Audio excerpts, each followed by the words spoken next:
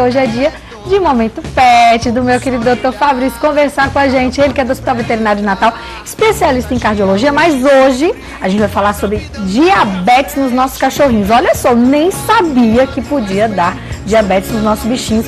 É vivendo e aprendendo aqui nesse tudo. Tudo bem, doutor? Tudo bem, Priscila. Bem-vindo. Obrigado, boa Menino, tarde. tô chocada. Desde lá de baixo que a gente conversa, quando você me falou que realmente os cachorrinhos e gatos também podiam ter diabetes, já fiquei passada. Como é que se dá, como é que se desenvolve a diabetes nos cachorrinhos e gatos também? Gato, quer ver que gato já tem bem menos chance de ter, aposto. É bem por aí, Priscila. Gato se sofre de tudo. Os cães são muito mais predispostos, né? E a diabetes, ela se desenvolve por uma deficiência relativa ou absoluta de secreção de insulina por um determinado tipo de célula, chamada de células beta, no pâncreas, né? Meu Deus. E, ou seja, então é por uma deficiência da secreção de insulina mesmo. Né? Caramba, e aí pode ser também genético, pode vir, pode ser hereditário. Exatamente. A etiologia da diabetes, tanto em cão como em gato, ela é multifatorial. O fator genético é um dos só, né? Mas também tem fatores autoimunes, a própria obesidade pode ser um fator que pode predispor os pacientes a ter a diabetes, né? Doenças concomitantes, infecções concomitantes, pancreatite, enfim.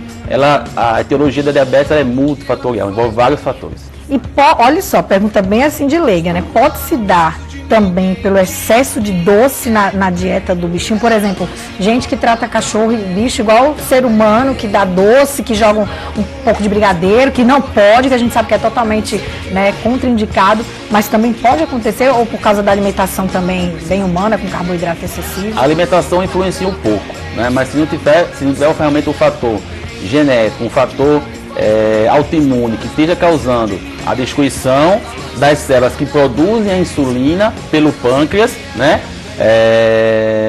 O animal não vai apresentar diabetes, né? Isso pode influenciar, mas os principais fatores mesmo são fatores que levam à destruição de determinados tipos de células que levam à liberação de insulina. Entendi. Tem algumas raças assim que são mais predispostas ou todos eles têm as mesmas chances de ter diabetes? Não existe, Priscila, nenhuma raça que é mais comum apresentar, né? Desde aqueles animais que não tem nenhuma raça definida, os mestiços, exatamente, os vira-latas, até os animais com raça, né? Os poodles, os pinchers, eles podem vir a desenvolver realmente a diabetes. Gente, eu juro por Deus, eu fiquei chocada. A gente tá vendo até umas imagens aí, eu acho que é o que? Aplicando, medindo ali, ó. A gente mede neles também, como a gente mede na gente, tem que tirar o sanguezinho do cachorrinho. Exatamente. Ai, e aquele aparelhozinho Deus. lá, tá aparecendo na TV, a foto, o glicosímetro, né? É uma das formas de diagnóstico.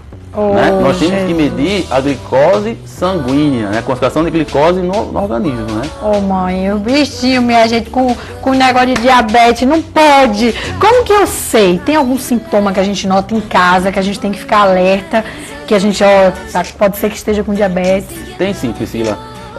Na maioria das vezes, os principais sintomas que tanto o cão como o gato pode vir a apresentar é o que eles passam a beber muita água, eles passam a fazer muito xixi, eles ficam com muito apetite. Quanto mais comida vocês colocam, mais ele tem fome, Deus. E nos últimos casos, eles podem até vir emagrecer.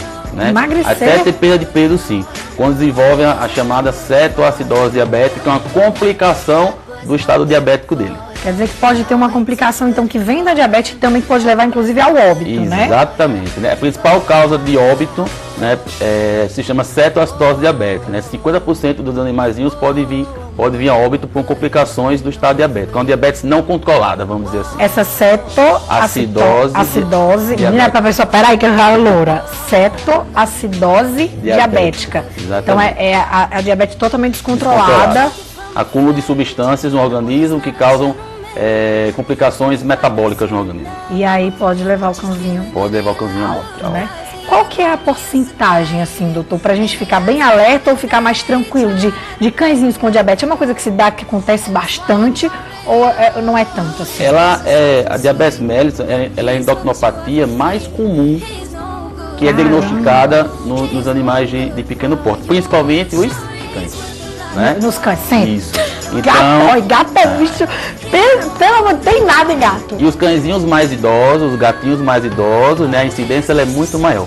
Né? Mais ou menos entre os cães, entre 7 a 9 anos de idade, e os gatinhos entre 9 a 11 anos de idade. Então os mais velhinhos são os mais predispostos mesmo. Maca, oh meu Deus, eu fico morrendo de pena. Ó, a turma de casa está participando aqui, o Rodrigo Dantas, ele quer saber como é diagnosticado o diabetes nos nossos cachorrinhos. Pergunta que eu já ia fazer para você, inclusive. A gente falou um pouquinho dos sintomas, mas como que faz o diagnóstico? Vai na clínica, faz o exame, tem aquele... Exatamente. O diagnóstico se dá através da mensuração da glicose sanguínea, né?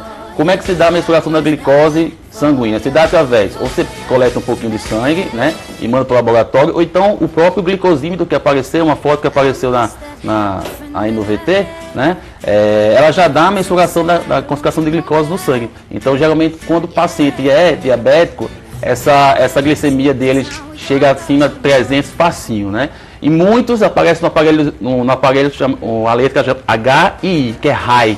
O high é muito alto, acima de 600. Caramba. O high é acima de 600 que o aparelho já não consegue mensurar.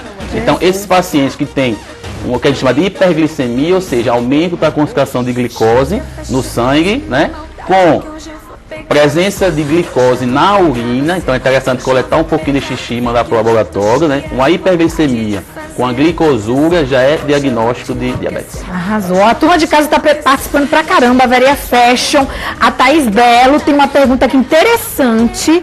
Eu vou fazer a pergunta, mas o doutor vai responder já, viu, doutor? Inclusive, a gente falou sobre isso lá embaixo. Ela disse que viu formiguinhas, como se fossem formiguinhas no xixi. Ela quer saber se é um sintoma da diabetes. Você responde já. Vamos de volta aqui para minha salinha, porque eu quero saber também, estou curiosa. A gente, inclusive, falou sobre a história das formiguinhas lá embaixo. Tá vendo como acontece? Acho que foi Jade ou Bruno, né, que perguntou.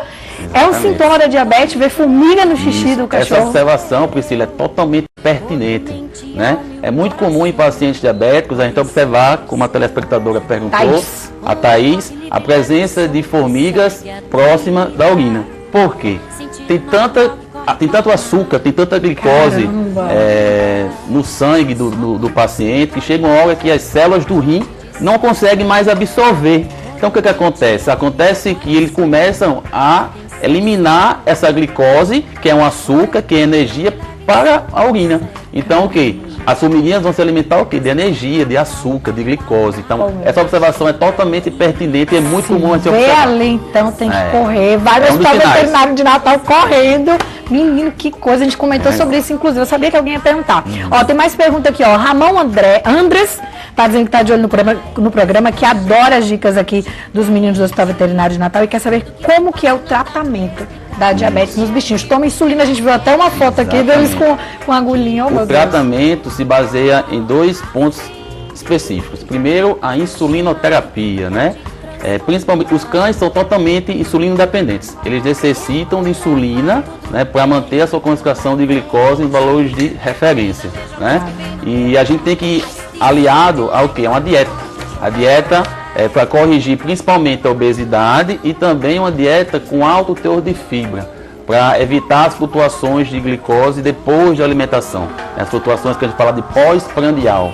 Então a insulina tem que ter, né, para controlar, porque é uma escassez de insulina, a diabetes, né? Então fornecer a insulina, fornecer esse hormônio e também corrigir com uma dieta adequada. Tem que ter cuidado, gente, porque é uma realidade, os nossos bichinhos podem ter diabetes, pode acontecer, mas corre lá no Hospital Veterinário de Natal, que os meninos dão um jeito, tem especialista de todas as áreas lá, inclusive para cuidar da diabetes do seu bichinho. Ó, sempre chegam algumas perguntas que fogem um pouco do assunto, eu vou fazer essa de um telespectador muito especial, que é o Paulino Chacon. Ele está dizendo que o gato dele tem mania de comer peixe. Mas a alimentação dele sempre é ração. Ele bota a ração, mas não pode ver peixe na casa, que pula na mesa, pega o peixe, se pode prejudicar de alguma forma. Não, não prejudica de nenhuma forma. Né? Os gatinhos, geralmente, tudo que tem ração à base de salmão, né? Tem as rações de sabores salmões, que realmente são as que eles gostam mais. Né? Então, assim, Pode comer peixe pode tranquilo, comer sem então. problema. Aí também gato, meu filho, pode comer até pedra, que gato aqui pula dos telhados, não morre. Gato não tem diabo, gato não tem nada. Toda vez que os meninos vêm aqui, os gatos se safam de todas.